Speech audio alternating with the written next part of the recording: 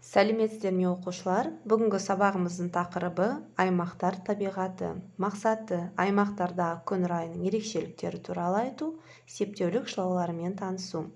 Ребята, тема сегодняшнего урока называется «Природа в регионах». Сегодня будем говорить о погодах в регионах и познакомимся с послеслогами казахского языка.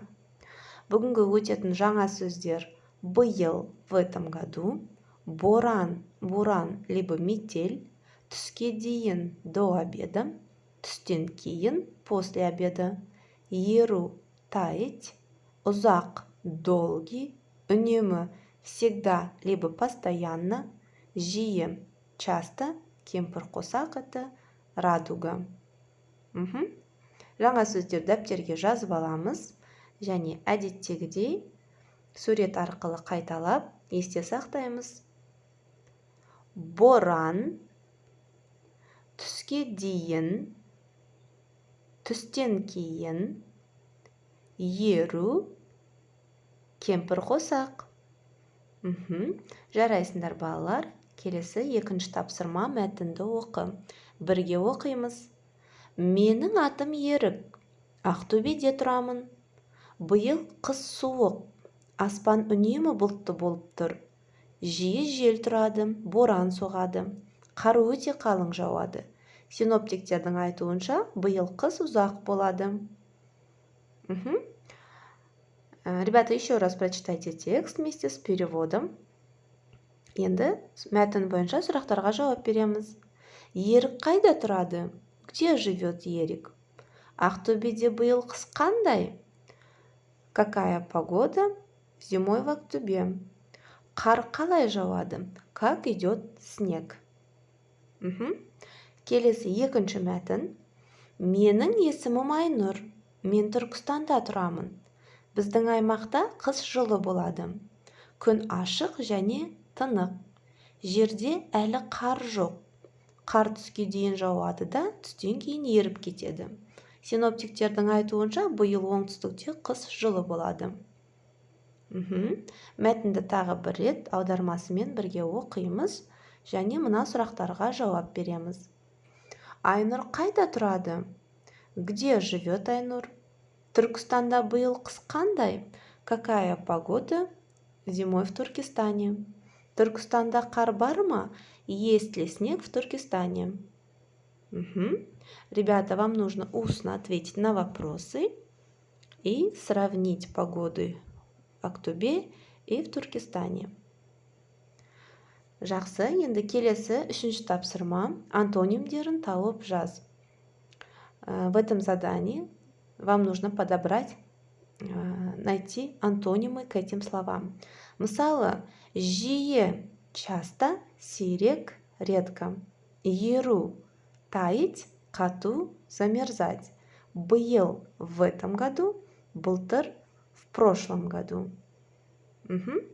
Вам нужно к остальным словам найти антонимы и записать его в тетради. Енді келесі есте сақта, яғни грамматика. Ребята, сегодня познакомимся с послеслогами казахского языка, яғни септеулік шылаулар. Соның ішінде дейін, кейін, шейін, соң, әрі. Эти послеслоги, яғни септеулік шылаулар, уақытты, мерзімді білдіреді. Означает время и период, және де қашықтықты белгілі бір заттың тұрған орнын білдіреді. Означает расстояние, местоположение предмета. Мысалы, дейін, шейін переводится до. Кейін, соң, әрі переводится после. Мысалы, ауылға дейін до аула, ауылдан кейін после аула. Көшеге дейін до улицы, көшеден соң после улицы. Қысқа дейін до зимы, қыстан кейін после зимы. Кешке шейін до вечера, кештен кейін после вечера. Ребята, обратите внимание на окончание существительных.